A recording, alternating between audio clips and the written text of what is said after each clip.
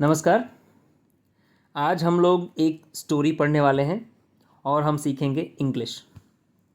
साथ साथ हम ये भी देखेंगे कि हर वर्ड और हर लाइन का ट्रांसलेशन क्या बनता है, प्लस प्रोनाउंसिएशन पर भी हम ध्यान देंगे।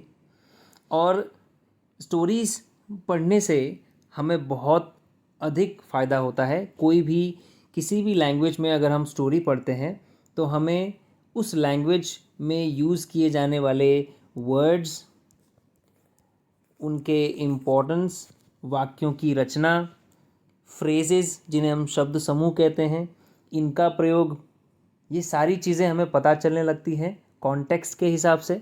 यानी एक तरह से सिचुएशन के हिसाब से हम कॉन्टेक्स्ट के हिसाब से कौन सा शब्द, कौन से शब्द समूह का या कौन से वाक्य का प्रयोग कर सकते हैं, ये सब चीज़ें हमें पता चलती हैं किसके थ्रू? तो एक स्टोरी के थ्रू। ठीक है, तो आज की जो स्टोरी है उसका टाइटल है द ड्रीमिंग मैन, जिसका मतलब होता है सपना देखने वाला। सपना देखने वाला, मैन मतलब पुरुष या आदमी, ठीक है, या व्यक्ति। तो सपना देखने वाला एक व्यक्ति है जिसकी कहानी है। अब देखते हैं आगे क्या है। A long time ago, there lived a man in a village who was extremely lazy and poor. ये एक फ्रेज़ है, a long time ago, जिसका मतलब है बहुत समय पहले। यानी ये नहीं कहा जा सकता कि 100 साल पहले या 50 साल पहले, पर बहुत समय पहले की बात है। There was a man in a village. एक आदमी था, एक व्यक्ति था किसी गांव में। ए विलेज का मतलब एक गांव में या किसी गांव में। Who was extremely lazy and poor. अब वो व्यक्ति कैसा था? एक्सट्रीमली, अत्यधिक लेजी था, यानी कि आलसी था। और क्या था? पुअर, यानी कि निर्धन था, गरीब था।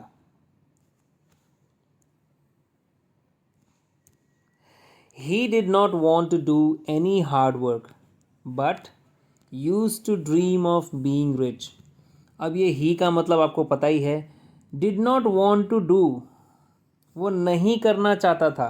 क्या नहीं करना चाहता था? Any hard work, किसी भी तरह का या कोई भी हार्ड वर्क। हार्ड वर्क यानी मेहनत, तो वो कोई मेहनत नहीं करना चाहता था। बट लेकिन यूज टू ड्रीम, लेकिन सपने देखा करता था। ऑफ बीइंग रिच, अमीर होने का, धनवान होने का सपना देखा करता था।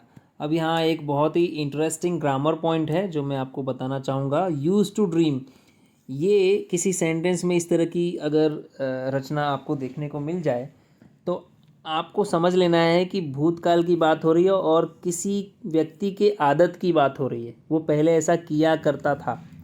तो यूज़ टू ड्रीम मतलब सपना देखा करता था।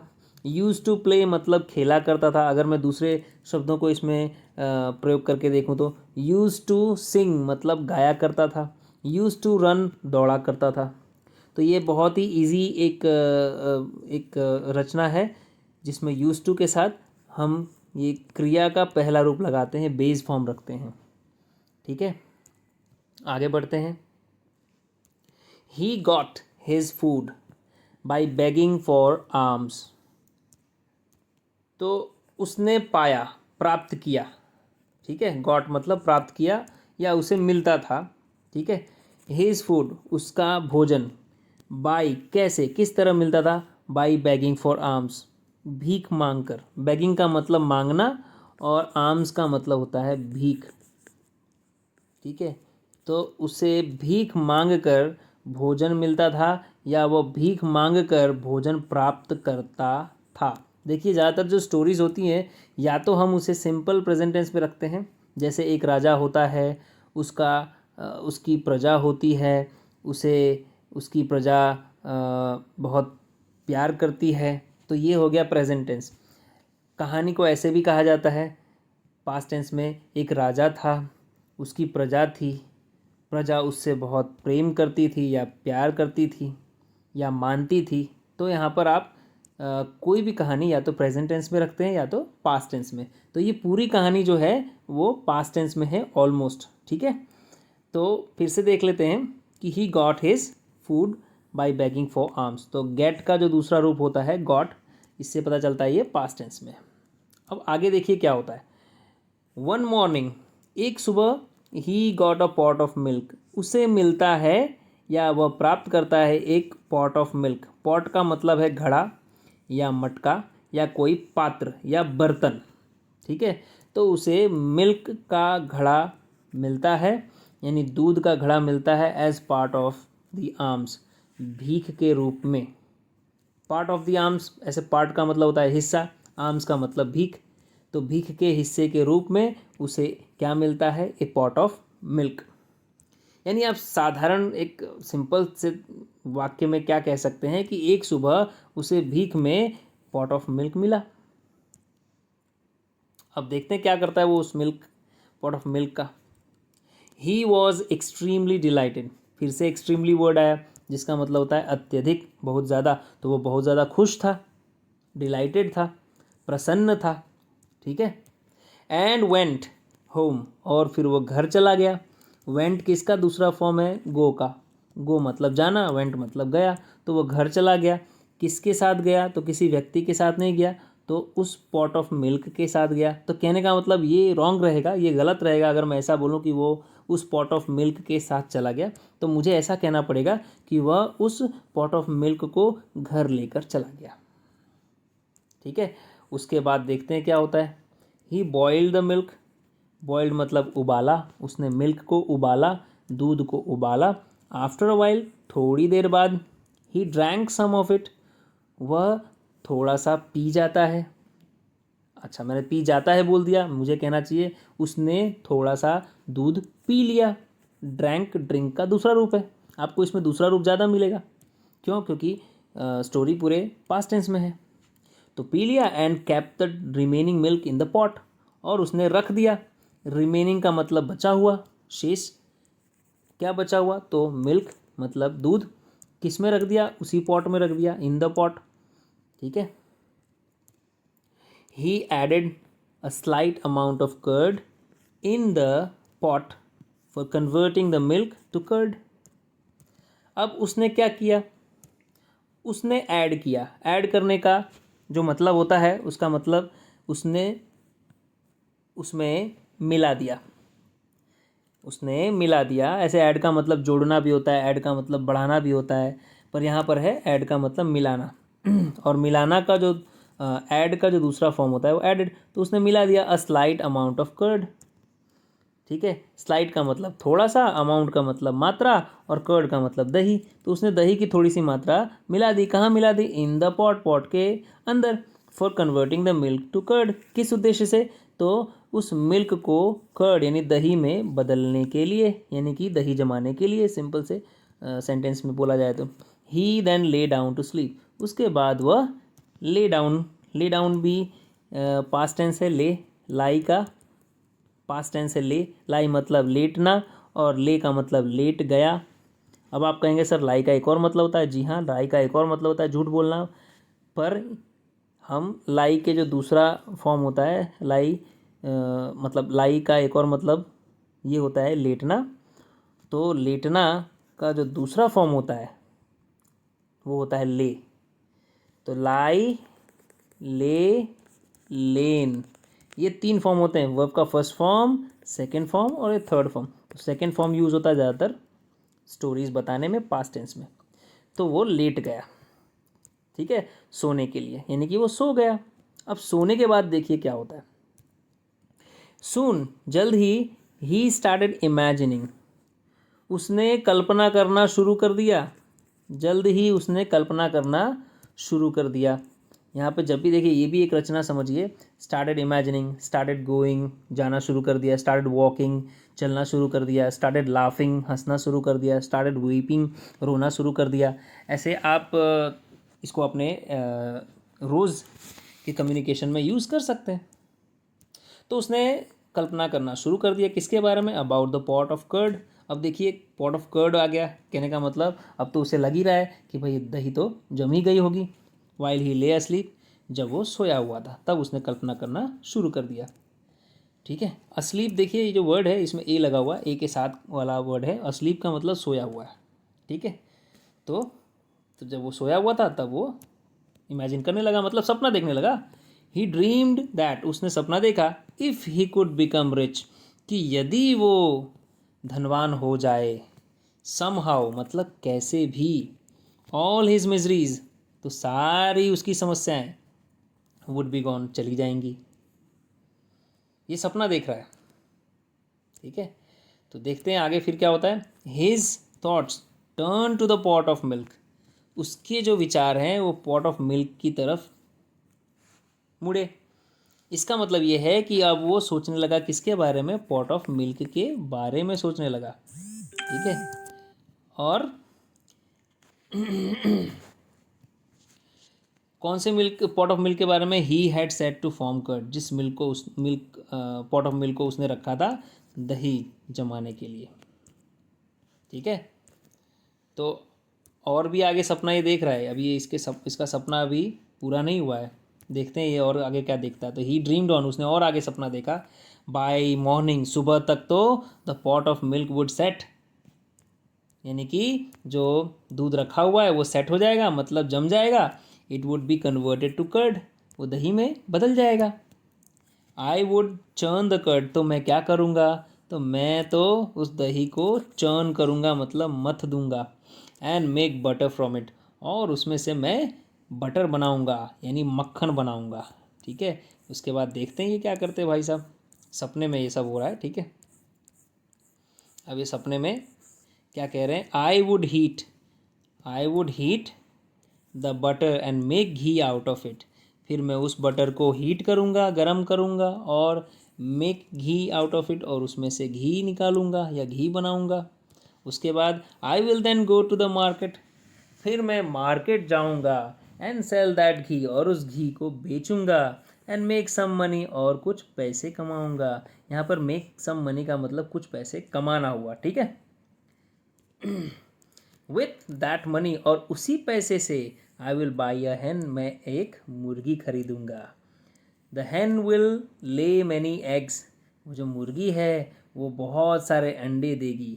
मैनी का मतलब बहुत, और एग्स का मतलब अंडे, ले का मतलब देना। यहाँ पर ले का मतलब, ले को एग्स के साथ लिया गया है। अगर कभी आपको ले एग्स मिले साथ में, इसका मतलब होता है अंडे देना। कोई बर्ड, ठीक है, अंडे दे, तो आप कह सकते हैं द बर्ड विल, या द बर्ड लेज एग्स। तो विच विल हैच, तो वो मुर्गी अंडे देगी, वो भी बहुत अंडे, बहुत सारे अंडे। विच विल हैच, जिसमें से छोटे छोटे मुर्गी के बच्चे बाहर निकल आएंगे। And there will be many chickens, और बाद में बहुत सारे चिकन्स तैयार हो जाएंगे। यहाँ पर चिकन्स का मतलब क्या, तो देखिए चिकन्स के दो मतलब हुए। चिकन्स का मतलब मीट ऑफ द हैन और एनी बर्ड।